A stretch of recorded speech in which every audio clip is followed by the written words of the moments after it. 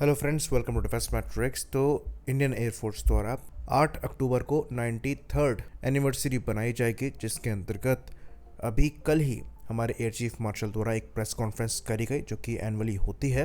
साथ में एक वीडियो भी रिलीज़ किया गया। इस वीडियो में ऑपरेशन सिंदूर को सेंटर स्टेज पे रखते हुए एयरफोर्स की करंट कैपेबिलिटी को शोकेस किया गया। यहाँ पर कुछ इंटरेस्टिंग क्लिप्स भी थी, जिसको लेकर हम आज के इस वीडियो में चर्चा करने वाले हैं। पहली क्लिप जो थी ये Su-30 MKI को लेकर थी, जहां पर पहली बार रैम्पेज मिसाइल के साथ ये प्लेटफॉर्म फ्लाई करता हुआ दिखाई दे रहा है। साथ में R-77 और R-73 भी कैरी करी जा रही हैं। रैम्पेज, जैसा कि हम जानते हैं कि इजरायली वेपन है, ये एयर टू सरफेस वेपन है। बेसिकली जो एक्स्ट्रा रॉकेट आर्टिलरी है, इसको एयर टू सरफेस वेपन में यहाँ पर कन्वर्ट किया गया है, जहाँ पर आपको मैक्सिमम रेंज 250 किलोमीटर की मिल जाती है।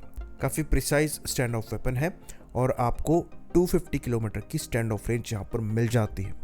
इसको इसलिए एक्सटेंसिवली इस्तेमाल किया गया है क्योंकि एनिमी के एयर डिफेंस सिस्टम से दूर रहते हुए आप इनको उनके स्ट्रेटजिकली इंपॉर्टेंट लोकेशंस पर लॉन्च कर सकते हैं।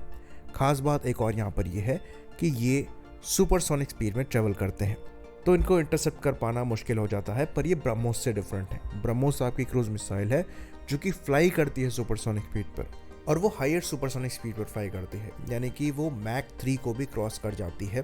वेराज जो आपकी रैम्पेज है ये जस्ट सुपरसोनिक है, यानी कि मैक 1 को क्रॉस करती है। मैक 1.5 1.8 तक इसकी मैक स्पीड हो सकती है, और ये आर्टिलरी की तरह नीचे गिरती है टारगेट की तरफ।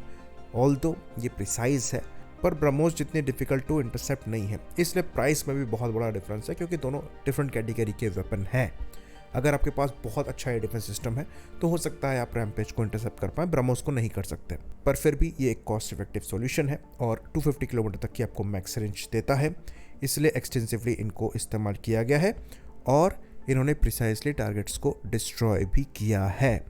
इनको जैगुआर से भी फायर किया गया है और अब लग रहा है कि Su-30 MKI से भी इनको फायर किया गया है।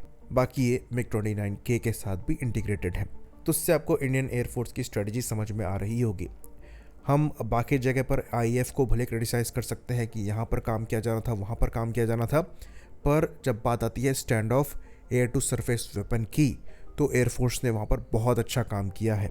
चाहे ये ब्रह्मोस इंटीग्रेशन हो, चाहे ये रैम्पेज इंटीग्रेशन हो, चाहे ये क्रिस्टल मेस 2 का इंटीग्रेशन हो, जिससे रॉक्स भी कहा जाता है, जो कि एयर लॉन्च बैलिस्टिक मिसाइल है। अगेन उसकी रेंज आपको 250 किलोमीटर के अराउंड की मिलती है, और इन्हीं स्टैंड ऑफ प्रिसाइज वेपन की वजह से ऑपरेशन सिंदूर में हमें इतनी बड़ी सक्सेस मिली, और पाकिस्तान के 11 एयर बेसिस और जो टेररिस्ट कैंप्स हैं वो प्रिसाइजली हिट किए। इन वेपन्स की वजह से हम पाकिस्तान के किसी भी कोने में प्रिसाइजली हिट कर सकते हैं।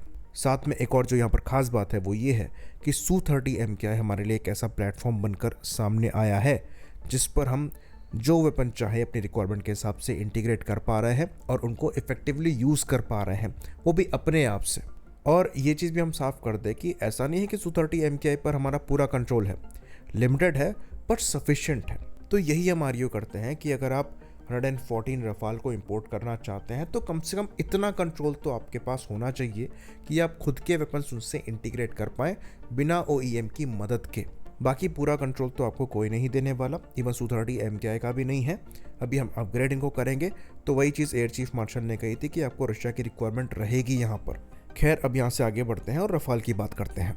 तो रफाल की भी एक क्लिप आई है जहाँ पर MFD में आप वेपन लोड आउट को देख सकते हैं। तो ये कन्फिग्रेशन जो है, इसके अंतर्गत 3 ड्रॉप टैंक्स कैरी किए जा रहे हैं, 2 स्कैल्प मिसाइल कैरी करी जा रही हैं और 4 आपकी मीका मिसाइल कैरी करी जा रही हैं, जहाँ विंग टिप पर मीका IR है और फ्यूसलाज में 2 आपकी मीका EM है। ये इंटरेस्टिंग कन्फिग्रेशन है। यूजुअली अगर आपके पास मीटियोर होती है तो फ्यूसलाज के जो 2 हार्ड पॉइंट्स हैं वहाँ पर आप मीटियोर कैरी करते हैं मीका EM के बजाय, पर यहाँ पर मीटियोर कैरी होती हुई नहीं दिख रही है। तो मीटियोर फिलहाल एक मिस्ट्री बनी हुई है कि हमारे पास है या नहीं है, क्योंकि बाकी भी जो क्लिप्स यहाँ पर शोकेस करी गई हैं उसमें मीटियोर कहीं भी नहीं दिखी है।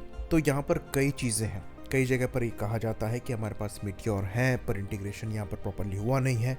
कई जगह पर ये कहा जाता है कि मीटियोर है, इंटीग्रेटेड भी है, हमने यूज़ नहीं करी ऑपरेशन सिंदूर में क्योंकि यूज़ करने का मौका नहीं मिला। लेकिन सच्चाई यहाँ पर यह है कि पब्लिक डोमेन में जितनी पिक्चर है, जितनी इन्फॉर्मेशन है, उसके हिसाब से मीटियोर IAF के साथ दिखाई नहीं दी है। रफाल में लगी, वो भी आईएफ के रफाल में लगी मीटियोर देखी ज़रूर गई है, पर वो फ्रांस में देखी गई है टेस्टिंग के दौरान, इंडिया में नहीं देखी गई। और ये कोई ऐसा सीक्रेट वेपन नहीं है जो छुपाया जाए, ये सबको पता है रफाल के साथ मीटियोर आती है। तो फिलहाल ये जो मीटियोर है ये मिस्ट्री ही बनी हुई है। आई होप इन्फॉर्मेशन यहाँ पर क्लियर रही हो। इसी बात पर इस वीडियो को हम ख़त्म करेंगे। लाइक करिए, सब्सक्राइब करिए। जय हिंद।